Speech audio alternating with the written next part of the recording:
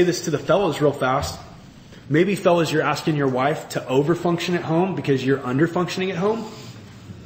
Her responsibility are all the bills and all the budgeting and all the cleaning and all the kids stuff and all the thinking about the health of your family, and you just only think about church. What are you doing? Well, you're being a crappy dad and husband. You're asking your wife to carry her freight and your freight, and that's sin. That's underfunctioning. Maybe there's some projection happening. Like, let's just call this person the problem so we don't have to deal with the real problem. Is there hurting taking place in your ministry? Instead of good, robust debate and disagreements and dialogue and good ideas, now it's just groupthink and we're just going to maintain status quo. Maybe there's reactivity. Instead of collaboration, it's all interruptions. It's all people taking everything personally. What I want you to do is I want you to think, which of these different tells that there's an anxious system at work? Which do you see in your home or in your ministry? Secondly, I want you to think of an issue currently working in your family or ministry. And I'm talking about a challenge, a problem. And then, here's what I want you to do. I want you to think differently about it. I want you to ask yourself the hard question: what is your role in keeping this problem in place?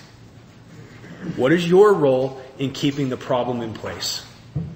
How are you a part of the problem? How are you contributing to the system?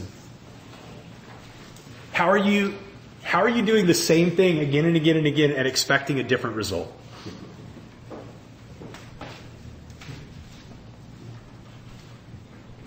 Then the fourth question, which is really profound and really beautiful, the fourth question is, how could you change your role? How could you change your role in the system? How could you actually address the way that you're contributing to what's dysfunctional and broken, change your role, and now be an instrument of change where you bring peaceful presence to what you're leading at home or at the church? Now, let me just say, nobody ever gets to the point in leadership where this reality of the need for emotional and spiritual maturity, differentiation of self, nobody ever gets to a point in leadership where there's not room for growth here. You're just not going to get there, man. Like, this last quarter, I've been wrestling through this in my own life. Like, how am I mad at things at Frontline Church and I'm the problem?